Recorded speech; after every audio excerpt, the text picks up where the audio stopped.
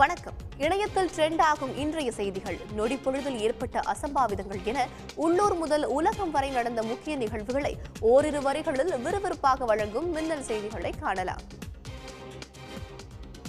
தமிழ்நாட்டின் பல்வேறு மாவட்டங்களில் கனமழை கொட்டி வருகிறது. கனமழை தொடர்ந்து வரும் நிலையில் கரூர், திருச்சி, புதுக்கோட்டை, விருதுநகர், சிவகங்கை, தஞ்சை, நாகை, அரியலூர் உள்ளிட்ட 16 மாவட்டங்களில் பள்ளிகளுக்கு மட்டும் விடுமுறை அளிக்கப்பட்டுள்ளது. மேலும் நெல்லை, தென்காசியில் பள்ளி, கல்லூரிகளுக்கு விடுமுறை அளித்தும் ஆட்சியர்கள் உத்தரவிட்டுள்ளனர். கோவில்பட்டியில் நடைபெற்ற மண்டல அளவிலான யோகா, சிலம்பம் போட்டிகளில் ஏராளமான மாணவர்கள் ஆர்வத்துடன் பங்கேற்றனர். 1 முதல் 12ஆம் வகுப்பு வரை படிக்கும் பள்ளி மாணவ மாணவிகளுக்கு நடத்தப்பட்ட போட்டியில் 500க்கும் மேற்பட்டோர் பங்கேற்று திறமையை வெளிப்படுத்தினர்.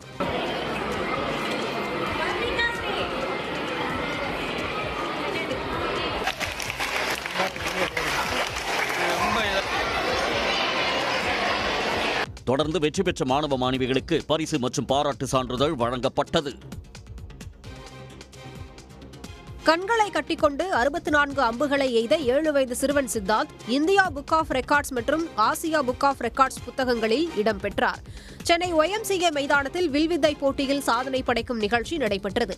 இதில் பங்கேற்ற சித்தார்த் என்ற 7 வயது சிறுவன் 12 நிமிடங்களில் 7 மீட்டர் தொலைவில் உள்ள இலக்கை நோக்கி 64 அம்புகளை சரியாக எய்தி சாதனை படைத்தார்.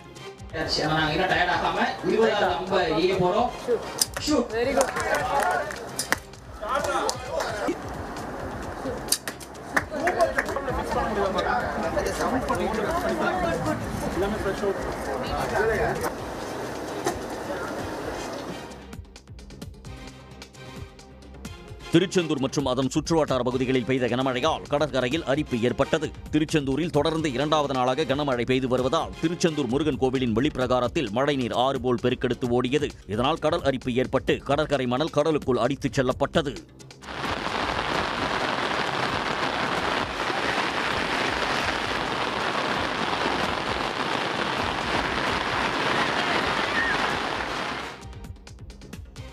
கொடைக்கானல் மலை சாலையில் கடுமையான போக்குவரத்து நெரிசல் ஏற்பட்டது. மழை காரணமாக கொடைக்கானல் பழனி பிரதான சாலையில் சிறிய அளவிலான மண் சரிவு ஏற்பட்டதால் வாகனங்கள் அணிவகுத்து நின்றன. கடும் பனிமூட்டம் மற்றும் தொடர் மழை காரணமாக வாகன ஓட்டிகள் கடும் சிரமத்திற்குள்ளாகினர். இதனால் பழனி பிரதான சாலையில் சுமார் 2 மணி நேரத்திற்கு மேலாக கடும் போக்குவரத்து நெரிசல் ஏற்பட்டது.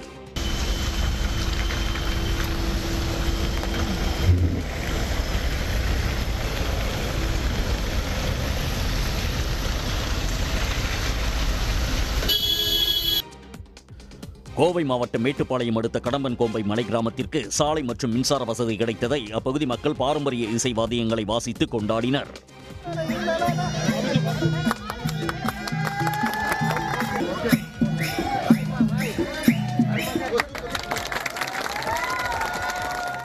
மலை கிராம மக்களின் கோரிக்கையை ஏற்று 6 கிலோமீட்டர் தூரத்திற்கு சாலை மற்றும் மின்சார வசதி ஏற்படுத்தி கொடுக்கப்பட்டது. இதனை நீலகிரி மக்களவை உறுப்பினர் ராசா பார்வையிட்டு ஆய்வு செய்தார். அடிப்படை வசதிகள் ஏற்படுத்தி கொடுக்கப்பட்டதை கிராம மக்கள் பாரம்பரிய இசைக்கு நடனமாடி தங்களது மகிழ்ச்சியை வெளிப்படுத்தினர்.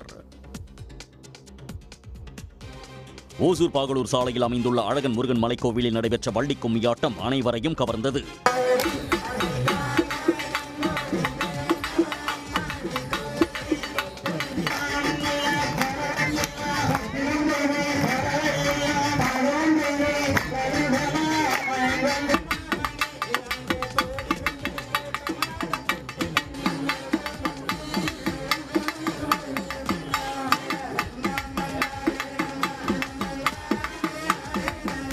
இக்கோவிலில் கடந்த 3ஆம் தேதி கும்பாபிஷேகம் விமர்சையாக நடைபெற்றது. இந்த நிலையில் 20வது நாள் மண்டல பூஜையை ஒட்டி 200க்கும் மேற்பட்ட பெண்கள் இணைந்து வள்ளி கும்மியாட்டம் ஆடினர். இதனை ஏராளமான பக்தர்கள் கண்டு ரசித்தனர்.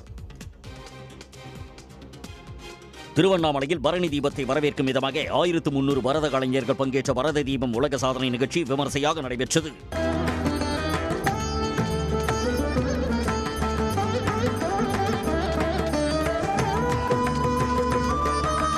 திருவண்ணாமலை கிரிவல பாதையில் உள்ள சந்தைமேடு மைதானத்தில் பரதநாட்டிய உலக சாதனை நிகழ்ச்சி நடைபெற்றது. தமிழ்நாடு, தெலங்கானா, ஆந்திரா உள்ளிட்ட மாநிலங்களைச் சேர்ந்த பரத கலைஞர்கள் இணைந்து சிவன் பாடலுக்கு நடனமாடி 7th சென்ஸ் வேர்ல்ட் ரெக்கார்ட் புத்தகத்தில் இடம் பிடித்து சாதனை படைத்தனர்.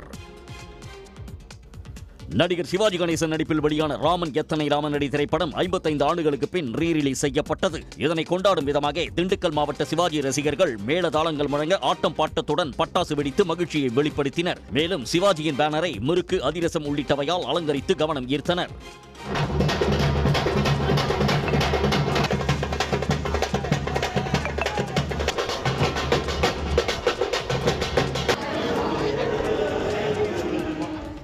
இதனைத் தொடர்ந்து படம் பார்க்க வந்த 200க்கும் மேற்பட்டோருக்கு பிரியாணி வழங்கப்பட்டது.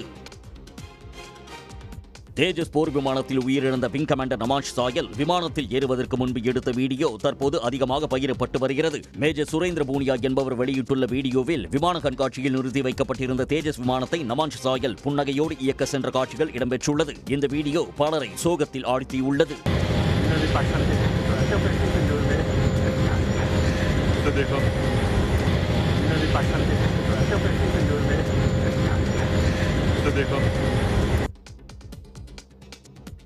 சீக்கிய மத குருவான குரு தேக் பகதூர் சாஹிப் 350வது தியாக தினத்தை முன்னிட்டு டெல்லி செங்கோட்டையில் லேசர் மூலம் கண்கவர் காட்சிகள் ஒளிபரப்பப்பட்டன. டெல்லி அரசு ஏற்பாட்டில் செங்கோட்டை வண்ண ஒளியால் ஜொலித்தது. மேலும் லேசர் மூலம் ஒளிபரப்பப்பட்ட காட்சியை அங்கு திரண்டிருந்த ஏராளமான பொதுமக்கள் கண்டு ரசித்தனர். மேலும் தங்களது செல்போன்களில் கண்கவர் காட்சியை பொதுமக்கள் வீடியோ எடுத்து உற்சாகமடைந்தனர்.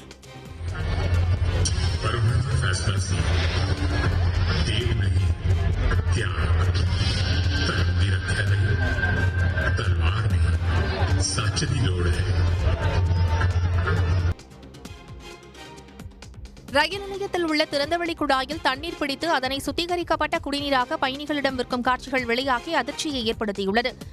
देखो भाई अभी ये यहाँ पंडित दीनदयाल प्लेटफार्म पे मैं हूँ और ये लड़का है पानी भरकर ये टंकी का और इसमें बेच रहा है ये बनाकर।